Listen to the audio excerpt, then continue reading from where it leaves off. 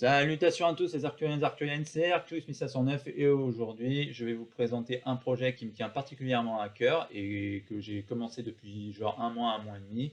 En effet, j'ai décidé d'entreprendre de créer un jeu vidéo avec un personnage qui se téléporte. Alors qu'est-ce que je veux dire par là? Eh bien, une vidéo vaut mieux que 1000 mots, donc je vais vous montrer. Voilà, ici vous avez donc le personnage avec un petit curseur et tout. Alors vous pouvez le voir ici, je viens de tirer un projectile, ça se fait avec le clic gauche. Donc le personnage, il peut se déplacer, il peut sauter, et comme vous pouvez le voir avec le curseur et que vous avez pu le voir juste avant, en tirant sur ces différentes formes qui sont des portails, le personnage peut se téléporter. Ici, même là, ce genre de choses. Peut également faire une solution de zoom pour faire en sorte de mieux viser, et également faire un double saut. Tout cela, je vais l'expliquer dans le D-Blog. Voilà, je vais l'expliquer dans le D-Blog. Alors, vous vous demandez sûrement, mais pourquoi j'ai voulu faire ce jeu et pourquoi j'ai vraiment tenu à le faire? Qu'est-ce qui m'a poussé à le faire plutôt? Eh bien, je cherchais depuis un petit moment un projet de jeu à faire et j'ai testé de beaucoup, beaucoup de software. Genre par exemple Game Maker j'ai testé, Unity j'ai testé, Godot également et bien sûr Unreal. Et au final, j'ai plus choisi de me tourner vers Unreal pour diverses raisons. Déjà parce que c'est gratuit. Mais au-delà de ça, parce qu'on va pas se mentir, l'utilisation des blueprints, même si c'est à discuter pour un peu plus tard, c'est vachement plus simple. Et l'autre part que pourquoi j'ai voulu faire ce petit projet, c'est parce que j'ai réfléchi à une mécanique qui pour moi m'intéressait dans les jeux. Et parmi les mécaniques auxquelles j'ai pensé, c'était la mécanique de téléportation. Alors la téléportation, nos jours dans les jeux vidéo, avec la sortie de jeux comme Portal de Valve, c'est commune comme mécanique. Genre, vous tirez un dit endroit, ça crée un portail comme celui-ci, vous tirez un autre endroit, ça crée un portail comme celui là-bas, et lorsque le joueur, par exemple, il avance et il entre dans ce portail, il ressort de l'autre. Ça, c'est une mécanique comme une autre, c'est pas la mécanique pour Portal, c'est pas une mécanique simple à mettre en place, mais le principe de se téléporter d'un point A à un point B, techniquement, si, c'est assez simple à mettre en place. Mais moi, personnellement, cette mécanique, ok, je la trouve sympa, mais c'était pas ce que je souhaitais faire. Je souhaitais pas utiliser cette méthode de téléportation, qui est la méthode qui est surtout montrée dans les tutoriels sur Unreal. Je vais revenir un peu plus loin de ce sujet. Non, moi, mon but, c'était de faire comme une mécanique proche de ce qu'on voit dans Final Fantasy XV. En effet, dans Final Fantasy XV, le personnage peut se téléporter avec sa compétence Eclipse, peut se téléporter en lançant une arme sur un dit point en hauteur ou un dit point donné par le viseur, et une fois que l'arme a touché ce 10 points, il se téléporte et ainsi le joueur peut se servir de ça comme point d'appui, voire même se téléporter directement sur les ennemis pour enchaîner des combos. Alors en soi, mon jeu n'a pas d'ennemis à l'heure actuelle, mais le principe était là, c'était d'avoir un projectile qui faisait en sorte que lorsque le projectile touchait la surface du portail ici, le personnage puisse se téléporter à ce dit endroit. Comme vous avez pu le voir justement dans la vidéo de gameplay que je viens de vous montrer. Alors, cette vidéo, elle va servir de méthode de blog, c'est-à-dire que je vais vous montrer le développement de mon jeu. J'ai déjà bien commencé, et j'ai bien commencé de mon côté, mais je tiens à tenir une sorte de trace écrite de mon projet, et au fur et à mesure que le temps qui passe. Ainsi, à l'avenir, peut-être que pour mon jeu, si j'arrive à le concrétiser, je le mettrai d'abord sur itch.io, puis potentiellement plus tard sur Steam en fonction des bons retours que j'aurai. Voilà, ce sera un petit projet personnel que je compte réaliser jusqu'au bout. Un petit jeu de plateforme avec l'aspect de téléportation. Et donc, commençons par le commencement, les explications des divers procédés. Par où commencer? Ben, je pense que vous le voyez, j'ai fait comme tout le monde, c'est-à-dire que j'ai créé une map third person character. Alors, j'avais le choix, soit je faisais third person character, soit dans l'idée je pouvais faire aussi un first person character. Mais pour un côté plus simple et plus fun, je trouvais que c'était mieux de faire un first person character, même si ça a posé quelques petits soucis, notamment au niveau du zoom de la caméra. On en reparlera un peu plus loin. Et donc, une fois le third person character map créé et que j'ai bien tout mis en place sur mon jeu, j'ai fait quelque chose que beaucoup de gens diront que c'est pas forcément la bonne idée à faire en premier lieu, c'est-à-dire que j'ai importé des assets, comme vous pouvez voir. Alors, vous reconnaissez ceux déjà présents dans la third person character, dans le fichier de la third person character, third characters, le white prototyping, le starter content, third person, etc. Et ainsi de suite. Mais il y en a d'autres qui n'ont rien à faire là, comme par exemple le first person arms et le FP weapon pour tout ce qui concerne le first person projectile et le first person project. Je vais revenir un peu plus loin en ce qui concerne les projectiles. Et d'autres fichiers que j'ai téléchargés qui sont Mega Magic VFX Bundle, Aurasot Bundle, Paragon Gideon, Primitive Character Pack et Undead Pack. La raison pourquoi j'ai fait tout ça, c'est parce que je voulais déjà télécharger le maximum de choses que je pensais pouvoir être utile dans mon projet. C'est pas la meilleure des choses à faire, mais je voulais faire ça en tout premier lieu personnellement, mais je vous le redis, c'est pas vraiment la meilleure chose à faire. Ça se trouve, il y a des choses qui vont être supprimées au fur et à mesure que le temps passe. Notamment le Undead Pack, je sais pas si je peux mettre des ennemis dedans ou non, enfin dans mon projet. Mais l'autre raison aussi pourquoi je voulais faire ça, c'était parce que j'avais pas envie de bosser avec un SKM Mani dès le départ. Hein. J'avais vraiment envie d'avoir mon propre personnage, et c'est pour ça que j'ai importé un fichier en particulier. Je vais y revenir juste après. Alors ces fichiers, vous pouvez le voir ici. Je les ai trouvés sur l'Epic Game Launcher et tout. Et vous pouvez le voir ici. Vous pouvez voir ici, il y a plusieurs fichiers que j'ai accumulés au fil des années. Ça fait 3 ans que j'utilise Unreal, et la plupart, soit je les ai chopés en faisant des recherches et parce que les assets étaient gratuits, soit il y en a d'autres, comme justement le Stylized Landscape 5 Biomes, qui est l'Aurasot Bundle juste ici, qui sont dans le marché pour le Free for the Month, qui est des assets qui sont donnés gratuitement chaque mois. Ainsi, vous avez le Stylized Landscape 5 Biomes, comme j'ai dit précédemment, en ce qui concerne pour le level design. Le Mega Magic VFX Bundle pour tout ce qui est un aspect de VFX, même si au final son utilisation sera à être décidée à l'avenir. Mais surtout, deux packs qui m'ont été bien utiles, enfin deux fichiers plutôt. Primitive Characters Pack, qui est pour la version de mon premier personnage, je vais y revenir juste après, et Paragon Gideon. Alors Paragon Gideon, déjà il faut savoir, les personnages de Paragon sont disponibles gratuitement dans le marché. Vous tapez Paragon sur la barre de recherche du marché et vous trouverez beaucoup de personnages comme par exemple Gideon, Greystone, Krang, Terra et Wukong.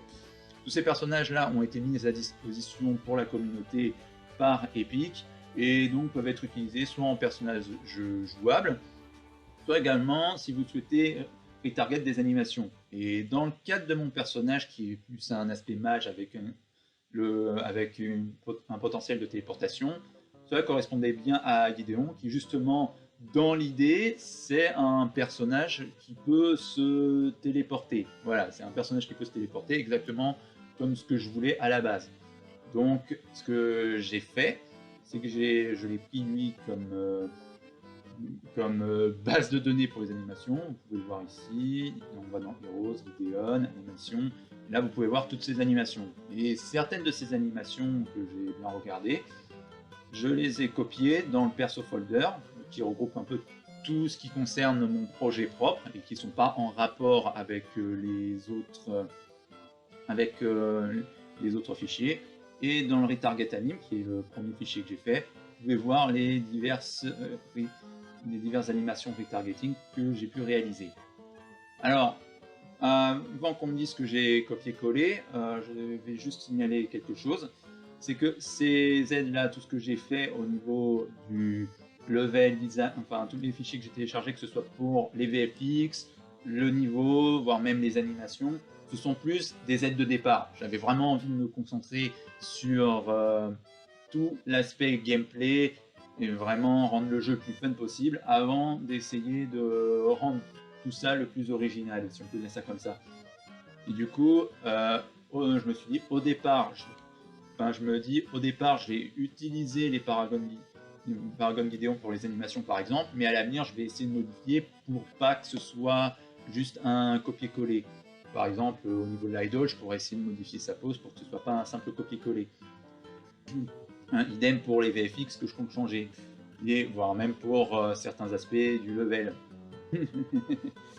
La seule chose que je me vois pas changer à l'heure actuelle, et je vais me permettre d'être honnête tout de suite, c'est en ce qui concerne les modèles 3D. En effet, le côté character design ou modélisation de personnage, c'est quelque chose d'assez compliqué pour moi personnellement. Donc pour le moment, mes excuses si je dis que je ne vois pas changer la forme du personnage, son modèle, enfin ce genre de choses. Voilà, c'est juste le truc que je voulais dire, c'était une petite précision avant qu'on passe par la suite. À la suite. Alors, maintenant, on va aller sur... On va commencer par le commencement. Une fois que j'ai importé les assets, je vais vous montrer comment j'ai fait le retarget. Alors, un petit point que j'aime bien concernant Unreal 5.4, c'est que le système de retargeting, il a vraiment été simplifié. Je me rappelle, dans la 5.2, 5.3, c'était une galère, il fallait créer un IK, à chaque fois modifier pour que ce soit bien sous la dite forme, ce genre de choses. C'était toujours une horrible galère à essayer de faire un système de retarget et tout. C'était vraiment très compliqué, je suis pas le seul à dire ça. Mais pour la 5.4, Unreal est un peu revenu sur ses pas et c'est vraiment très appréciable. Je vais vous montrer, pour faire un petit exemple, on va prendre celle-là, le Jog Forward. Là, j'ai juste à faire un clic droit, Retarget Animation, et là, vous avez le personnage. Là, vous avez la source, vous avez la Target Skeletal Mesh, la source du Skeletal Mesh qui va prendre toutes les animations. Et là, par exemple, si je voulais faire un... Ben, on va faire simple, on va prendre... on va descendre un peu, Vous savez quoi? On va prendre un Gideon Inquisiteur. Alors voilà, si je prends ça et que je fais par exemple un Jog Forward, là vous pouvez voir le personnage, il prend juste l'animation du Skeletal Mesh de source. Et à partir de là, vous pouvez exporter les animations ou exporter les retarget assets. Et personnellement, c'était surtout pour les exports animations.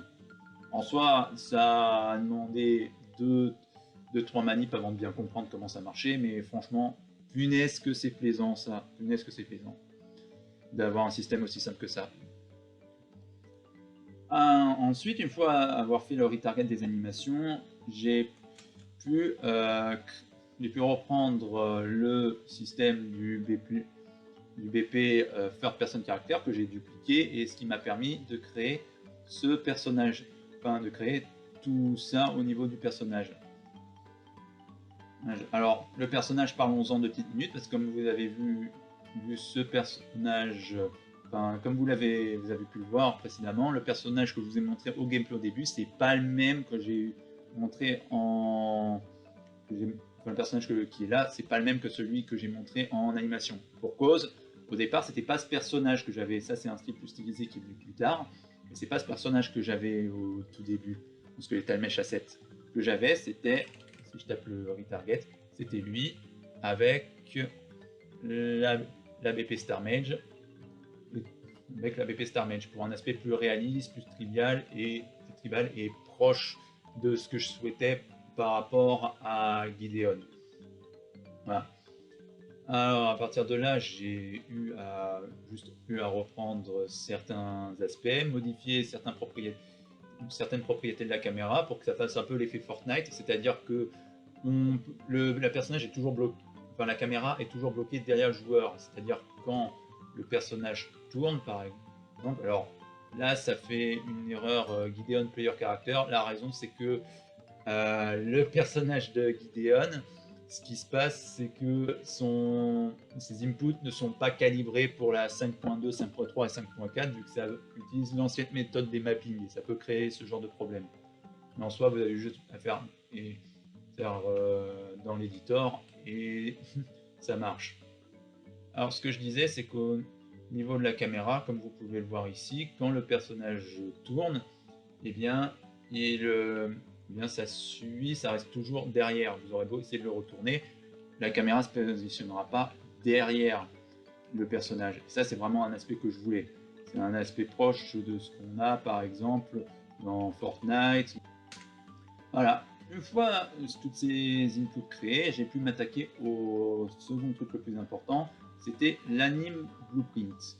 Alors l'anime blueprint, j'ai fait un anime blueprint Star Mage que j'ai tout mis en place, c'est-à-dire l'Event Blueprint Initialize Animation, en castant avec le VP Star Mage que j'avais créé, le Game Toning Actor pour faire que ça fonctionne et que c'est bien l'acteur généré par le jeu qui se concentre sur le BP Star Mage. C'est-à-dire que j'ai demandé au jeu de prendre le BP Star Mage Character comme BP de base, enfin blueprint de base. Et à partir de là, je les set en tant que BP Star Mage Character, et pour les Character Movement, je les set avec les Character Movement du Star Mage Character, enfin Star Animation Blueprint. Là ensuite j'ai tout mis en place au niveau de la current velocity et de la direction, ce qui va m'être utile pour le déplacement de mon personnage, la velocity et surtout un set qui va être bien utile, c'est le double jump. C'est une des premières animes personnalisées que j'ai voulu faire. Enfin, personnalisées, j'ai retarget bien sûr celle de Gideon, mais c'est une des premières animations que j'ai voulu rajouter. Pour la voir, il faut aller dans Locomotion, enfin plutôt dans Main State. Là, vous avez le Main State qui est relié avec tout l'aspect Locomotion. Vous avez Shoot Magic Ground, Shoot Magic Air, dont on reviendra un peu plus tard. Mais ici, vous avez surtout l'aspect intéressant, c'est-à-dire que vous avez la mécanique qui est présente de base, c'est-à-dire le jump, le fall loop, enfin le to falling avec le jump loop et le fall loop, et j'ai rajouté une state de double jump. Le double jump, si on revient sur le Star Mage Character, j'ai dû chercher beaucoup de tutoriels pour vous faire comment ça fonctionne, parce que les tutoriels de la 5.2, de la 5.3, c'était pas vraiment l'aspect que je recherchais, et c'était à chaque fois en utilisant la limite de saut présente sur, je pense que c'est le Character Movement, alors si je tape jump ici, je pense que c'est là-dedans. Attendez une minute, voilà, le Mag Jump Asset Attempt Per Simulation, là j'en ai deux, mais à chaque fois c'était au niveau, c'était pas accompagné d'une animation propre, et c'est ça que je voulais apporter en fait.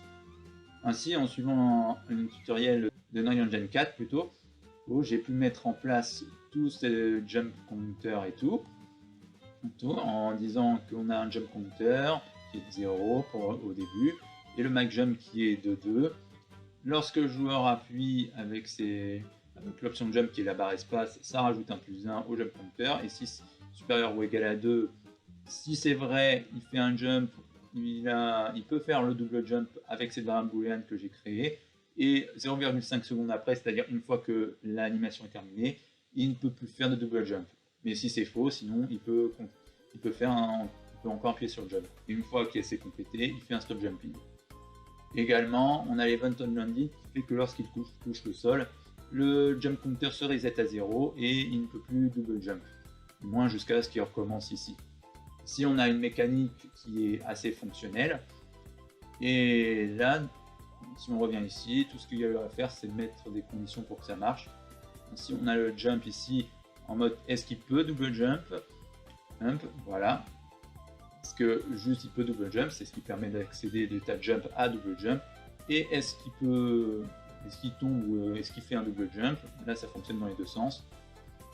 Alors là, vous avez le time remaining ratio, mode jump recover, qui est en somme la mécanique de double saut que j'ai copiée de Gideon. Si elle est inférieure ou égale à 2 et qu'il ne peut pas double sauter, il passe de double jump à fall loop. En revanche, il peut double jump tout simplement, et il passe de fall loop à double jump, histoire que même s'il tombe, le joueur puisse faire un double jump, et c'est pas quelque chose qu'il peut faire que juste après avoir sauté. Voilà, ça c'était en ce qui concerne la mécanique de saut et double saut. Maintenant, je vais vous parler de la création de la seconde chose la plus intéressante à créer. Il s'agit du projectile. Alors le projectile, vous pouvez le voir ici, il est là, il est beau, c'est un projectile qui est constitué d'une sphère de collision, qui va faire en sorte de faire que le personnage puisse se téléporter, une Magic Ball, qui est juste une sphère avec un matériau quelconque, que je compte modifier par la suite, de même pour Particle System, puis comme j'ai dit, pour le moment c'est juste aidé, et c'est constitué de la particule de Gideon Burden Projectile, que je modifierai plus tard par la suite. Enfin, également, il y a l'un des éléments qui m'a été bien galère à mettre en place, c'est le Projectile Movement. En effet, parce que il y avait quelque chose que je ne comprenais pas, et malgré le fait que j'ai regardé plusieurs tutoriels sur le sujet, c'est que malgré le fait que j'ajoutais par exemple des données dans la Velocity, et malgré le fait que la simulation faisait que ça marchait, eh bien le projectile ne voulait pas avancer. Et je ne comprenais pas pourquoi, jusqu'à ce que, après avoir fait plusieurs recherches au niveau du tutoriel, eh bien j'ai finalement décidé de m'occuper de la speed au lieu de la velocity. Ainsi, j'ai créé une fonction qui fait en sorte que, en lien avec le projective movement, on set l'initial speed et la max speed. Là, à partir de là, j'ai créé une variable en faisant promote to variable que j'ai nommé speed, et j'ai relié cette variable speed que j'ai mis à 2000 en float à l'initial speed et la max speed pour que ça avance. De même, j'en ai profité pour set le projectile gravity scale, où j'ai également fait un promote to variable pour créer une variable float gravity scale. La gravity scale ici, ça permet de faire en sorte que le projectile est plus ou moins affecté par la gravité. C'est-à-dire là, il n'est pas affecté par la gravité, du coup il va foncer tout droit. Par exemple, si je le mettais à 1, ça ferait un effet de balle de tennis. Alors, exemple, là vous pouvez voir, ça fait une courbe, parce que l'effet de la gravité est fonctionnel. De même, si la speed, je la mettais à 0 ici, vous vous en doutez, mais si je mettais la speed à 0, eh bien, là, ça avancerait pas, tout simplement. Non, et ça avancerait pas. Donc maintenant, on va refaire le CTRL Z pour remettre tout ça comme il fallait, c'est-à-dire la gravity scale à 0 et la speed à 2000. Ça a demandé pas mal de recherche de mettre ça en place. J'ai bien galéré pour au final pas grand chose, mais bon, c'est comme ça qu'on apprend. J'ai même pensé à un moment donné à importer le first person, enfin les fichiers du first person project, c'est-à-dire first person arms, first person weapon, pour avoir les données du mouvement du projectile. C'est comme ça que j'ai eu l'idée de la velocity au départ, mais au final ça n'a pas été très utile. Le second point qu'il a posé au niveau du projectile, c'était le déclenchement de l'animation. Plus précisément au niveau de l'animation, dont on reparlera un peu plus loin, c'est le fait que le personnage refuse de se déplacer. Alors, pour expliquer déjà au niveau de l'animation, ça a été assez galère à mettre ça en place, parce que lorsque je cherchais un peu divers tutoriels pour voir comment en faire, ce qui se passait, c'est que soit les gens montraient comment lancer le projectile, mais le personnage s'arrêtait, ce qui n'était pas dans ma volonté, le personnage devait rester en mouvement. Mais également, ils demandaient d'utiliser un node qui s'appelle tout simplement le play anime montage, ou play montage tout simplement, pour faire en sorte qu'on puisse mettre l'animation d'attaque sans forcément passer par l'anime BP. Alors, en soi, c'était une bonne approche, seulement pour une raison que j'ignore, et si vous avez des réponses à ce sujet, n'hésitez pas à mettre ça en commentaire sous le lien de la vidéo, je vous dirai bien tous les commentaires qui sont en lien avec ce blog. C'est que pour une raison que j'ignore, eh bien, le play anime montage comme le play montage, ça ne fonctionnait pas, que ce soit ici voire même dans l'anime BP Montage. Alors, est-ce que c'est parce que j'ai fait quelque chose qu'il ne fallait pas? Franchement, je n'en sais rien. J'ai bien essayé de mettre tout ça dans tous les sens en ce qui concerne le Play Anime Montage et le Play Montage, ça n'a jamais trop fonctionné. Alors, afin de régler ça, eh ben, j'ai donc décidé d'innover un peu, c'est-à-dire que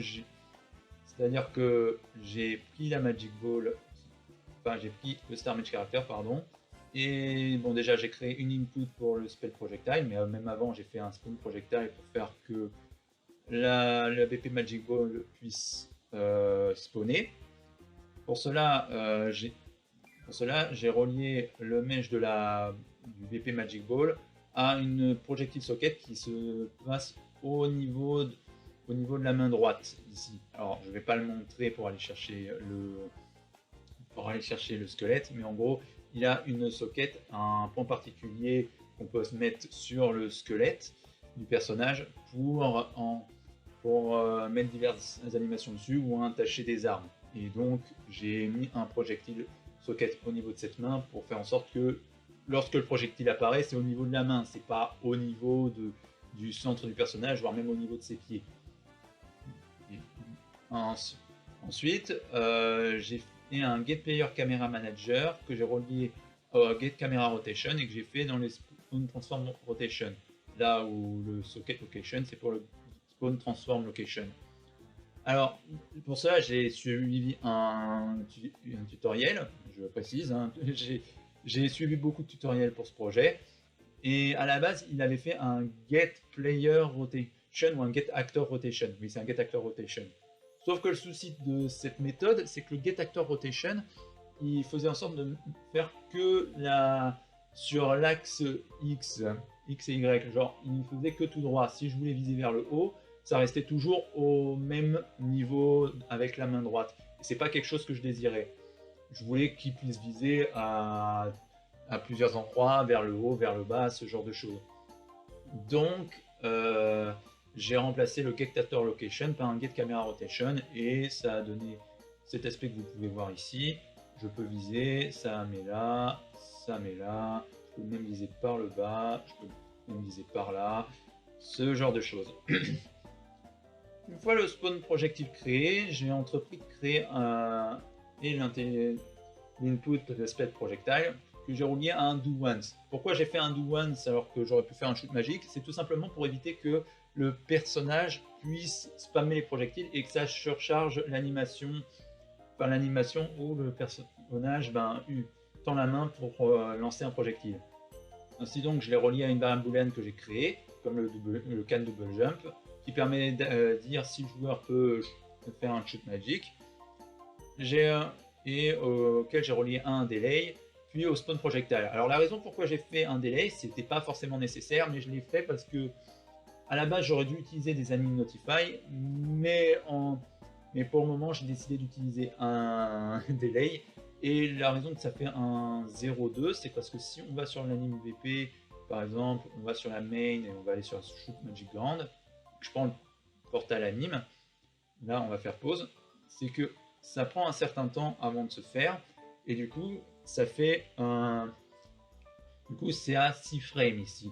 Et 6 frames, après avoir converti tout ça en time format en secondes, on peut arriver plus ou moins à 0,20 secondes. Et vu que le délai ici, le note de délai est en secondes, vous pouvez le voir ici, et ben j'ai mis en 0,2 à peu près. Idem, ensuite donc j'ai continué avec le spawn projectile, que j'ai fait avec un délai de 0,5 secondes pour de la même manière laisser le temps à l'animation de se finir. Et après, lorsque la shoot magique est désactivée, le personnage repasse en mode idle ou en mode run, en mode idle ou run en fonction de s'il se déplace ou pas. Et ensuite, après un délai d'une seconde, je fais un reset du do once, et ainsi on a une boucle plus ou moins fonctionnelle. Ça, à partir de là, le projectile voulait bien se déclencher, mais le problème qu'il y avait à partir de là, c'était que lorsque le personnage il se déplaçait, Eh bien, à la base, j'avais que le portable anime qui était juste comme ça, mais lorsque le personnage se déplaçait, là, vous pouvez le voir, mais les jambes, elles bougeaient pas. Elles ne bougeaient pas, ça sorte que le personnage puisse tirer, certes, mais les jambes ne bougeaient pas. Alors donc, j'ai commencé à faire des recherches, encore une fois, pour voir comment je pouvais y régler ça. Et en soi, l'idée, c'était de dire la partie du haut est affectée par l'animation du portail, enfin de portail anime, qui est l'animation où le personnage lance des projectiles. Et la partie du bas, c'est la partie juste où le personnage se déplace. Et en cela, il y avait un node qui était extrêmement efficace. C'est tout simplement le layer blend per bone. Le layer blend per bone, il permet, en somme, pour expliquer simplement, il permet de prendre le nom d'un bone, donc le nom d'un os, et de faire une certaine influence dessus en fonction du blend pose 0. Là, le blend pose 0 est relié au portal anime. Et j'ai relié le bone name à spine 01. C'est-à-dire que tout ce qui va venir à partir de la spine 01, et là je vais être obligé de vous montrer le squelette, tout ce qui va venir à partir de la spine 01 et tout au-dessus, c'est-à-dire toute la partie haute, va être relié au portal anime juste ici. Et tout ce qui est blend pose et tout qui concerne tout le bas, ça va être le BS move. De cette façon, enfin le blend space move qui consiste à aller tout droit, sur la gauche, sur la droite, en arrière. Bien. Et à partir de là, avec ce layer blend per bone, je relie à l'output animation pose et à partir de là, le personnage il peut se déplacer. C'est tout en faisant en sorte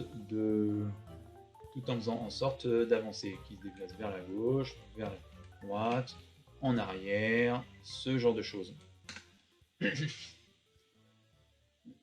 Ceci étant fait, il fallait savoir où placer cette state Magic Band. Alors au départ, je l'avais passé dans Locomotion. Là, c'est cette Locomotion ici, je l'avais passé ici, entre Idle et Walkrun. Mais après inspection un peu plus tard, je me suis dit ce serait plus pratique de la mettre dans le Shoot Magic Ground avec toutes les grosses animations comme la main state. Et donc, vous vous en doutez, pour que ça passe du Locomotion à Shoot Magic Ground, il faut donc que le personnage puisse faire un shoot magique, mais également que sa current velocity soit supérieure ou égale à 0, en fonction de s'il se déplace ou pas. Et également, si c'est la même chose avec, avec le note boolean, pour faire si le joueur doit passer du shoot magic ground to locomotion, pour passer de l'état je tire à juste je reste sur place ou je me déplace. Voilà, ça c'était pour la création du projectile et également de l'animation du personnage. Maintenant, on va passer au autre point le plus important, et c'est un autre le cœur même du gameplay, vous l'aurez compris, c'est la téléportation. Alors, la téléportation, le téléporteur ici, il est là, il est bien, c'est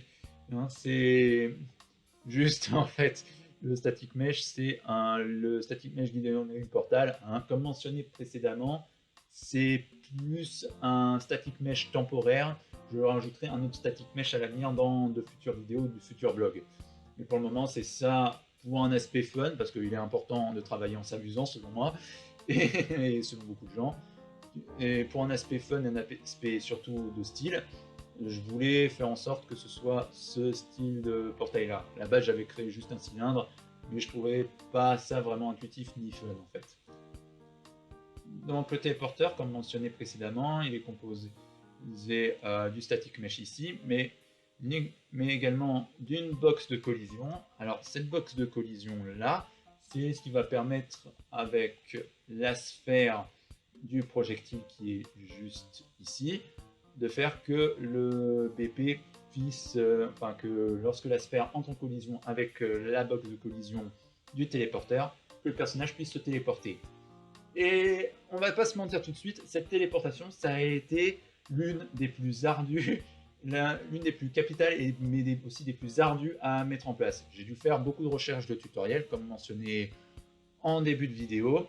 Vraiment, j'ai dû faire beaucoup de recherches, parce que la plupart des tutoriels que je trouvais sur le sujet, c'était en mode créer un point A puis se téléporter au point B. En soi, c'est une chose assez simple à mettre en place avec justement un node qui s'appelle téléporte que vous pouvez voir ici et qui permet de se téléporter à une location, donnée. Ça fonctionne avec une flèche array qui peut être placée dans le téléporteur, mais c'est pas trop ce que je souhaitais, hein. C'est vraiment pas ce que je souhaitais, et donc j'ai dû un peu innover, faire plusieurs recherches de tutos et m'aider d'internet et tout pour voir si des gens avaient rencontré le même problème que moi.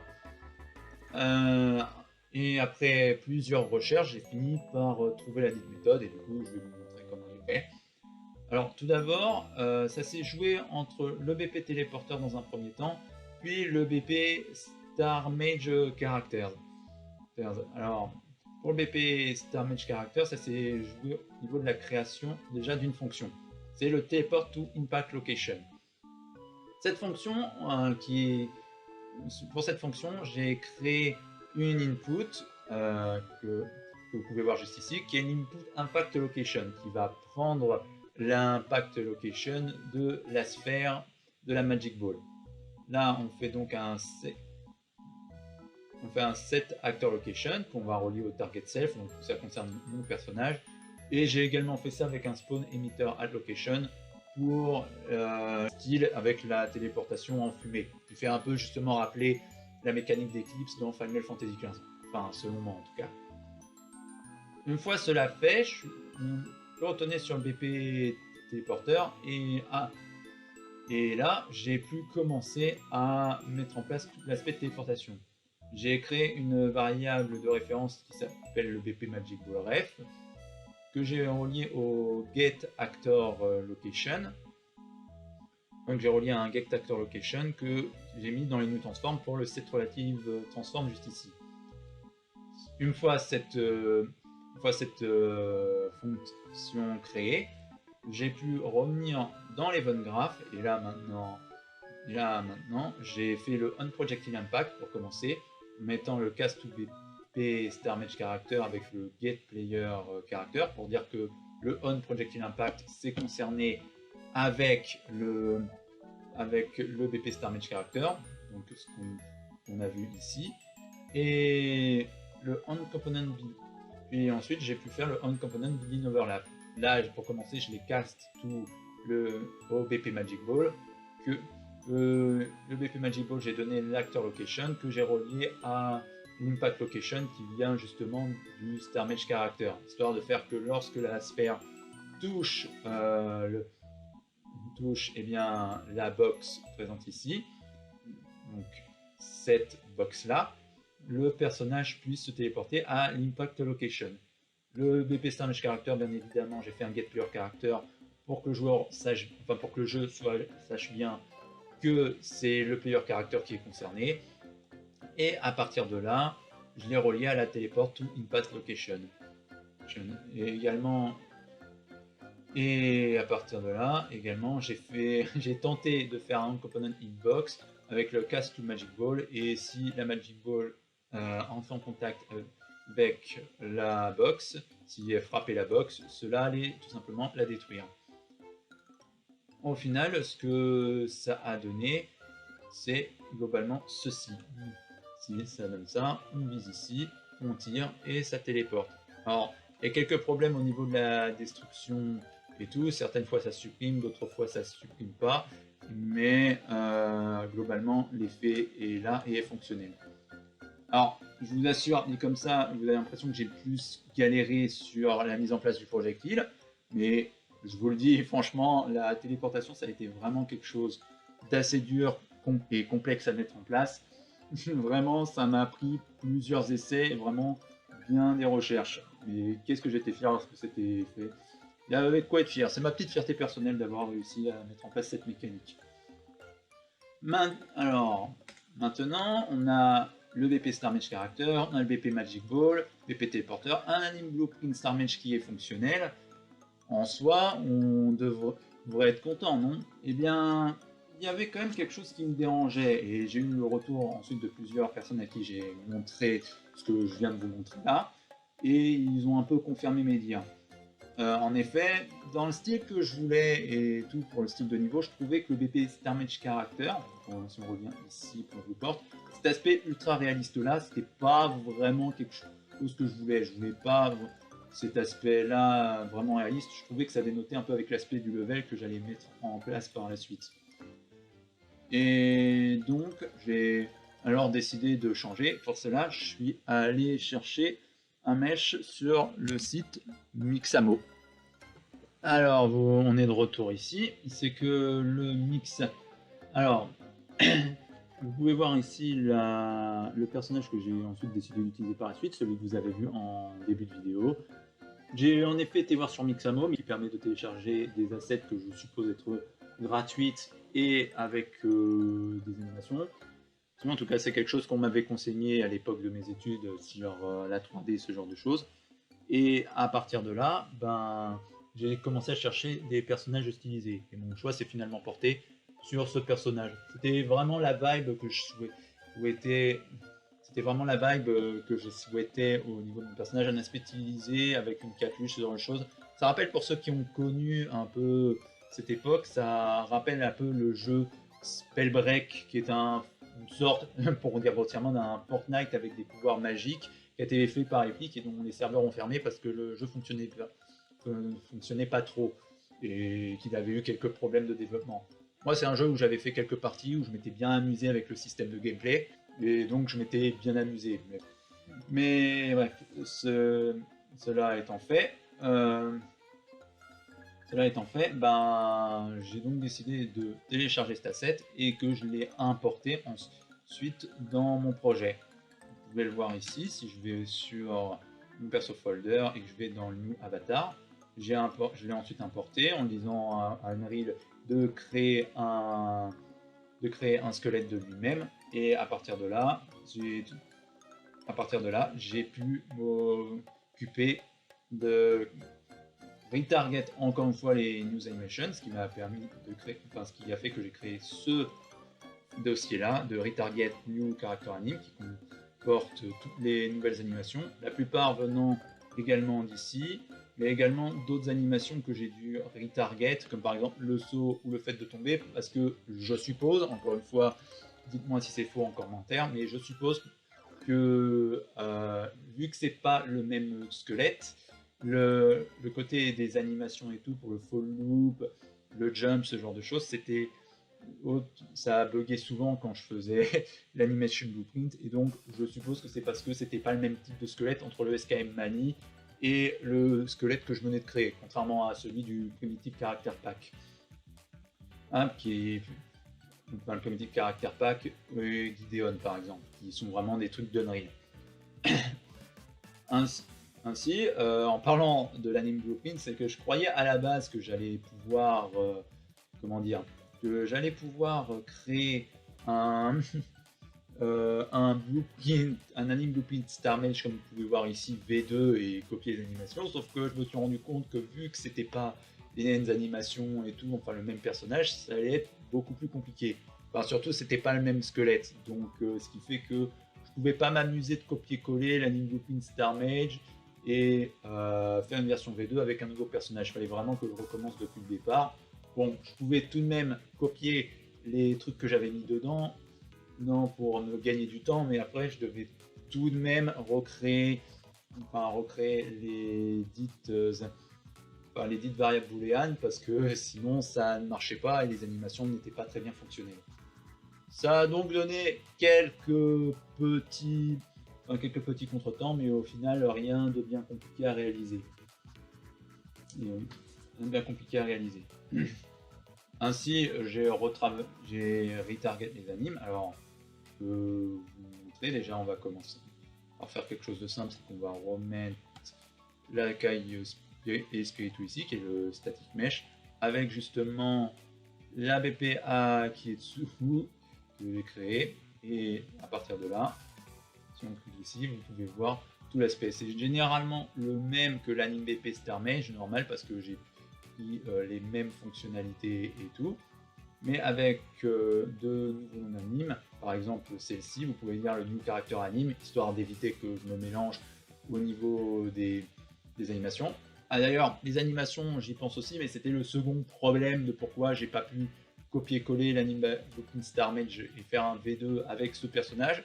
C'est parce que ça n'a pas pris en compte les animations que je créais. Parce que j'avais oublié à ce moment-là que lorsqu'on crée un anime Blueprint, il fallait déjà mettre le squelette qui allait être concerné. Du coup, vu que le squelette concerné c'était toujours celui en lien avec le Star Mage, donc mon avatar précédent, ça n'a pas pris en compte celui-là et du coup ça ne prenait pas en compte les nouvelles animations que je créais. Voilà. Donc c'était ça aussi que je voulais mentionner. Donc comme dit précédemment, ça prend la même forme avec quelques modifications près pour l'anime Blueprint du Star Mage. Je pense quelques changements près pour le Shoot Magic Air parce que ici on avait un layer blend per bone et il se trouve que le layer blend per bone, pour une raison qui m'échappe, ça ne fonctionnait pas très bien avec le Shoot Magic Air. Genre ça faisait un petit effet de flottant quand le joueur retombait sur le sol. Alors ce que j'ai juste décidé de faire au bout d'un moment, c'est qu'au lieu de m'embêter à essayer de faire un layer blend per bone et de recopier bêtement l'anime d'épée Star Mage, j'ai juste été modifier l'animation, c'est-à-dire en pliant les genoux, histoire que là il y ait un moins effet de flottement et que ça fait vraiment l'effet dans les airs. Sinon quand on sautait, ce qui se passait c'était que le personnage avait les jambes tendues comme si il était debout en position idle ou en position run. Voilà, là tout ce que j'ai fait c'est juste installer des clés d'animation pour que ça puisse plier les jambes et que ce soit fonctionnel. Voilà.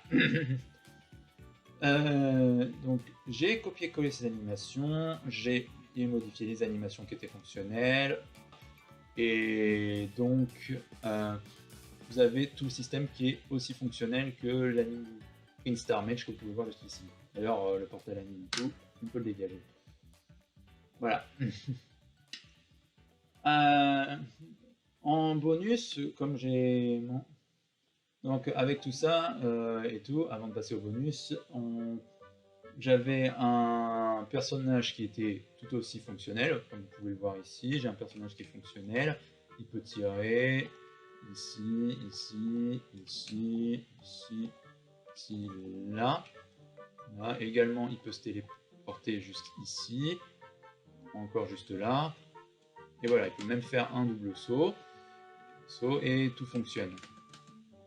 À partir de là, un exemple que j'ai pu mettre en place, à partir de là, c'est que je me suis dit, en plus de la mécanique de zoom, que j'ai commencé à vouloir mettre une mécanique de zoom. Mais tout. Alors la mécanique de zoom n'était pas très compliquée, c'était juste pour permettre de viser. Mais par exemple, à un moment donné, s'il y avait vraiment quelque chose qui demandait la précision du joueur, je mets une mécanique de zoom pour que ce soit fonctionnel.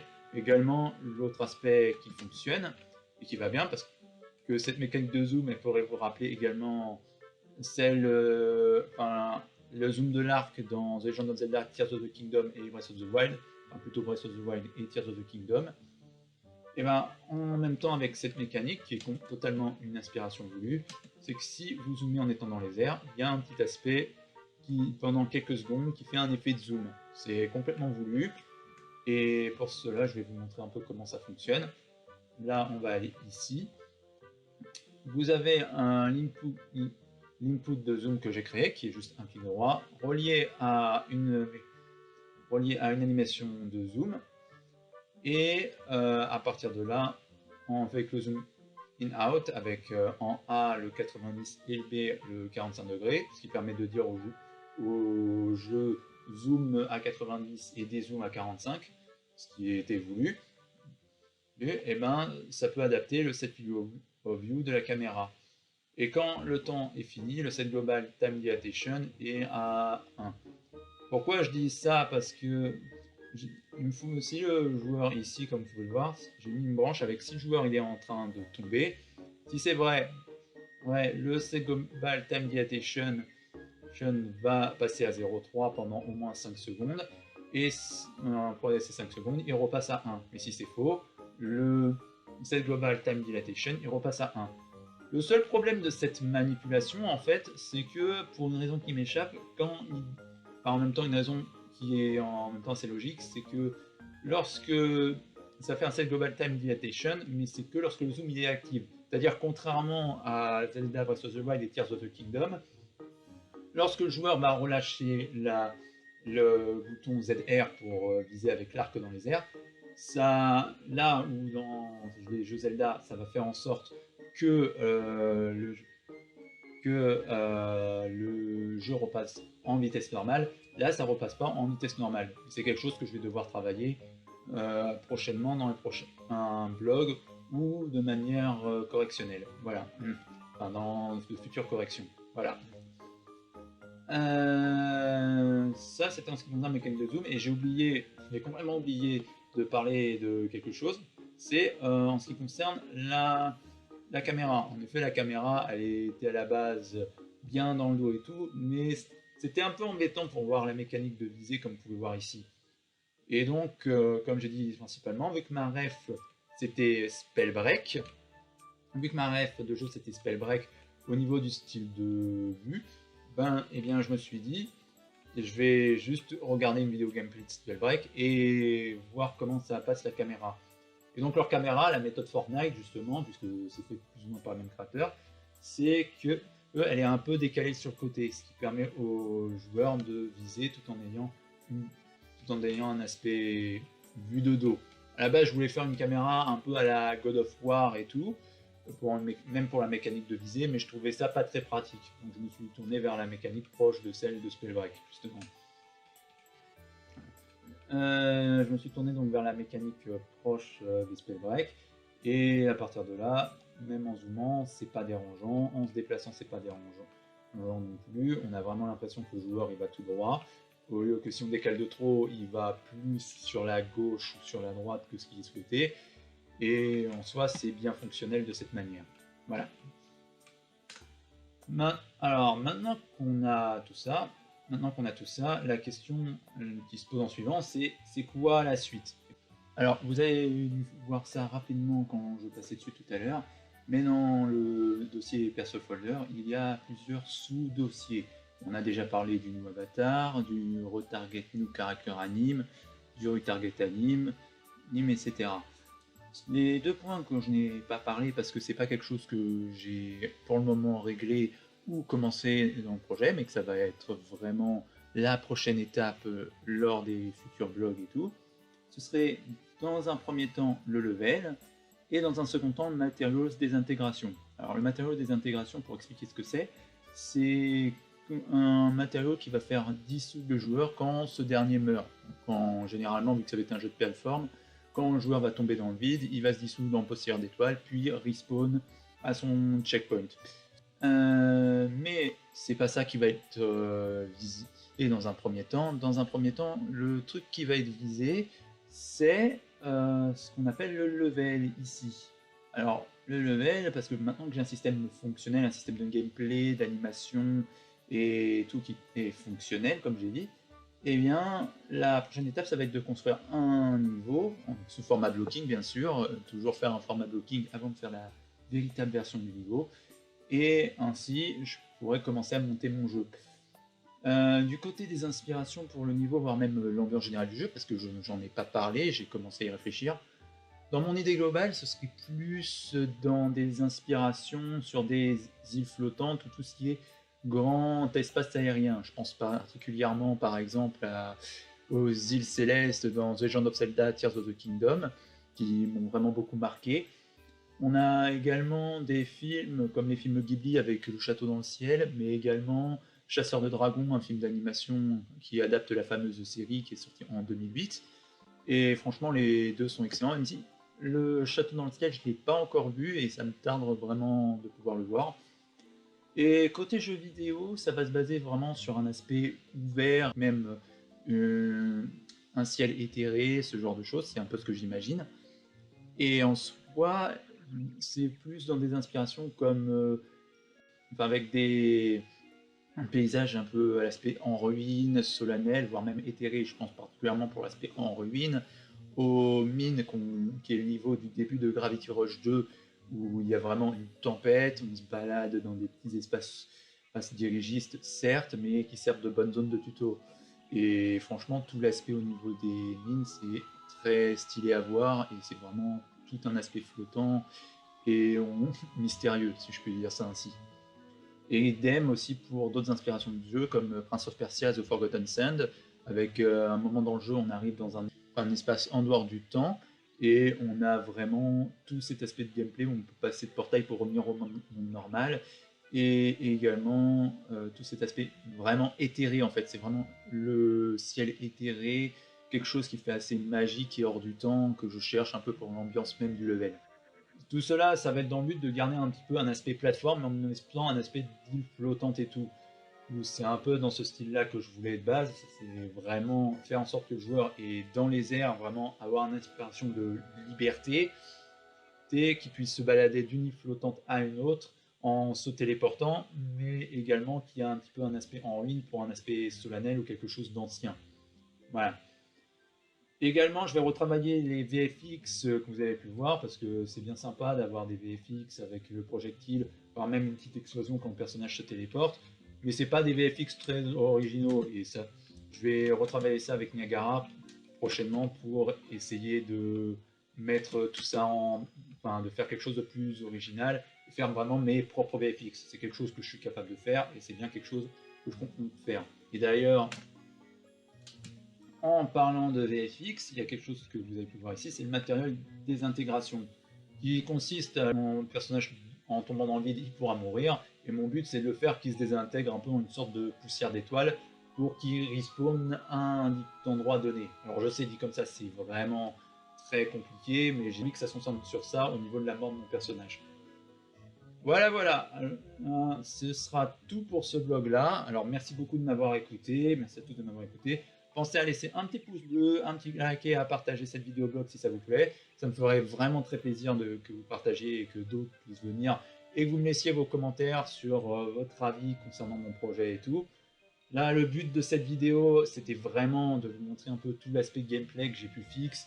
Maintenant, maintenant que l'aspect gameplay est fixe, je vais pouvoir vraiment me concentrer sur l'aspect préparation du jeu avec le level, mais également un game design document. Non, même si le game design document, je l'ai déjà un peu en tête, mais il faut maintenant que je garde une trace écrite si je veux pas me perdre. Et voilà, voilà. Que les étoiles vous guident vers votre destinée, les gens. C'était Arctos 1509. À la prochaine.